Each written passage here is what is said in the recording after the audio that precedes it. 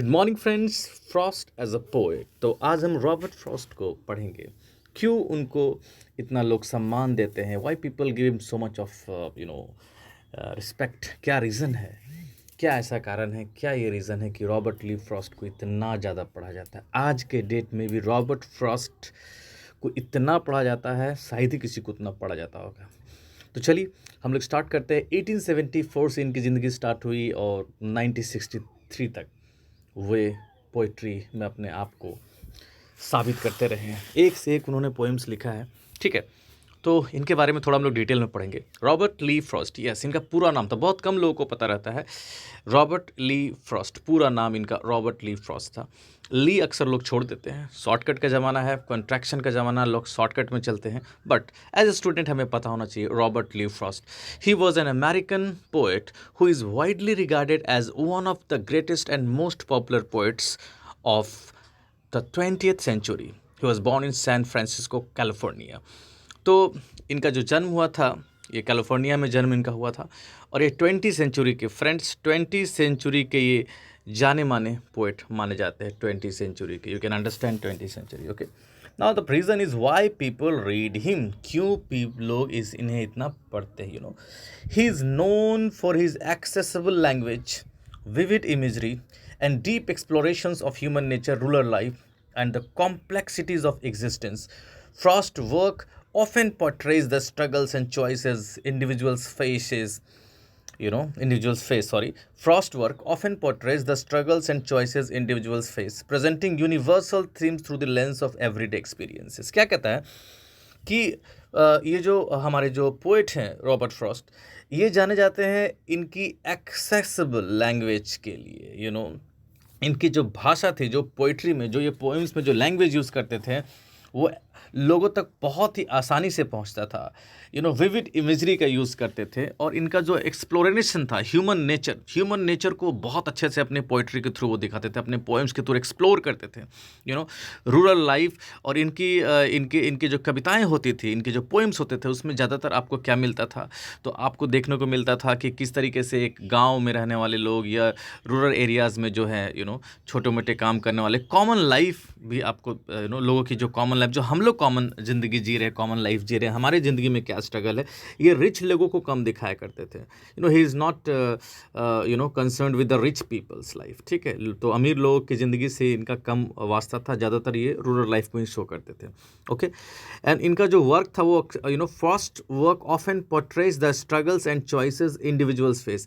अक्सर इनका काम दिखाता था जो स्ट्रगल, जो एक आम इंसान अपने ज़िंदगी में फेस करता है, काफ़ी उसे स्ट्रगल करना पड़ता, काफ़ी चॉइसेस उनके, बहुत सारे लोगों के बीच सामने जब कोई चॉइस आता है, वो कन्फ्यूज होता है क्या करे क्या ना करे। उस चीज़ को भी इनके पोइट्री में मिलता था। जैसे इनका एक पोएम है, अभी मैं बताना चाहूँगा, द रोड नॉट टेकन। और उसमें क्या उन्होंने लाइन लिखा है कि two roads diverged in a yellow wood, two roads diverged in a yellow wood, and sorry I couldn't travel both, and as a traveller long I stood. मतलब क्या कविता है यार, क्या लाइन्स है कि पोइट कह रहे हैं कि बस सामने, मतलब मेरे सामने कुछ टू रोड्स डाइवर्स इन, यहाँ पर चॉइस की बात हो रही है ना। इस पोइम में उन्होंने बताया कि किस तरीके से इंसान अपने लाइफ में जब उसके सामने दो चॉइसेस होता है, वो कंफ्यूज होता है, उसे क्या करना चाहिए, उसे क्या नहीं करना चाहिए।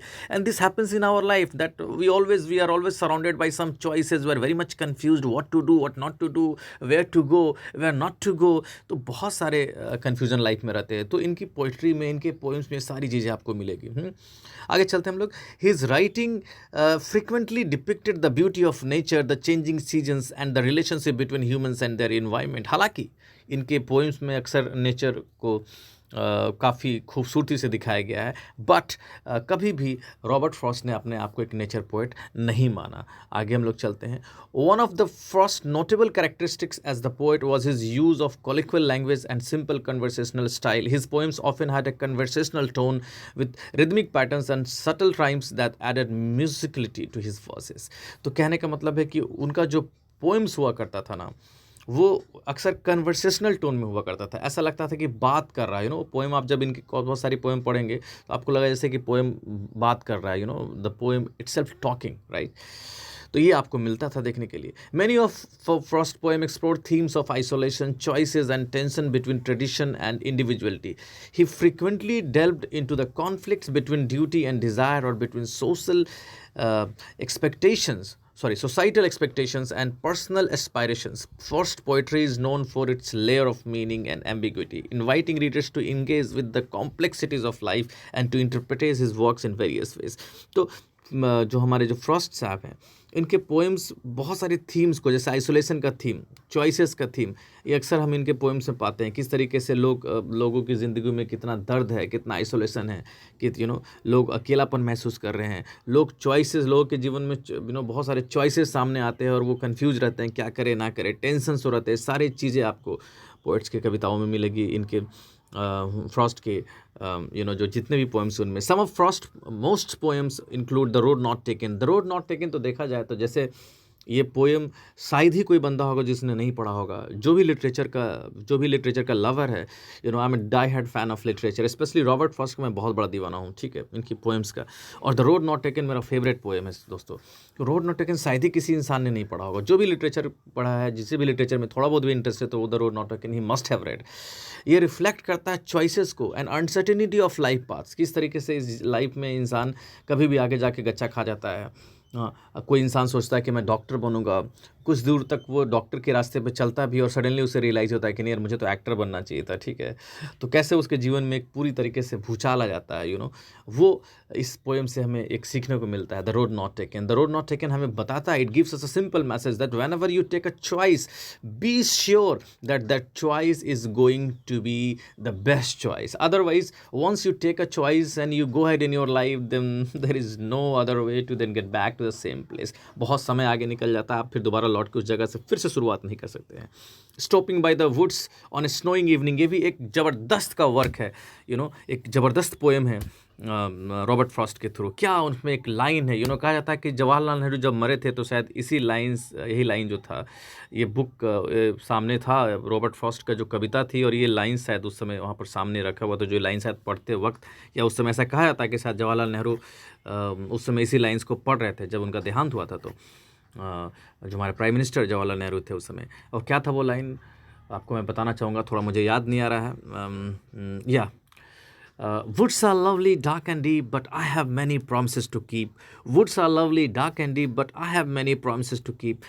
Miles to go before I sleep, miles to go before I sleep. क्या लाइन है यार, क्या बात है। और ये लाइन हमेशा बताता है कि हमें आगे बढ़ते ही रहना है, बढ़ते ही रहना है, बढ़ते ही रहना है, जब तक कि हम अपने आप को एक सही जगह नहीं पहुंचाते, जब तक मेरा जो ड्रीम है वो पूरा ना हो जाए। और ड्रीम पूरा होने के बाद मुझे आगे बढ़ते ही रहना है, बढ़ते ही रहना है। मेरी तो यही सोच है इस पोएम के लिए। Frost is the only poet, दोस्तों हमें ये याद रखना चाहिए कि Frost is the only poet to receive 4 Pulitzer prizes for poetry. वही एक ऐसा पोएट है जिनको 4 पुलित्ज़र प्राइजेस मिला है पोएट्री में। He became one of America's rare public literary figures, almost an artistic institutions. He was awarded Congressional gold medal in 1960 for his poetic works. On July 22, 1961, Frost was named poet laureate of Vermont. His poems continue to be widely read and celebrated for their insightful observations, timeless themes, and eco-poetic language. तो ये इतने जाने माने कवि थे, इनको 4 Pulitzer prices मिला था पोइट्री के लिए। तो शायद ही ऐसा कोई इंसान होगा, इतना कामयाब इंसान, और भी अपने ज़िंदगी में बहुत सारे लोग ऐसे भी हुए जो अपने ज़िंदगी में उतने कामयाब नहीं रहे, ठीक है, मरने के बाद उनको कामयाबी मिली। बहुत सारे एग्जांपल्स हैं, ठीक है, but Robert Frost is the only one, की not is the only one, but इन्हें बहुत कम लोग होते हैं जिनको अपने लाइफ में ही, अपने जीवन काल में ही उन्हें इतनी प्रसिद्धि मिल जाती है। तो thank you so much, I hope you like it, और मैं इस तरह के वीडियोज़ बनाता रहूँगा और आपको इंटरटेन करता रहूँगा। Thank you so much.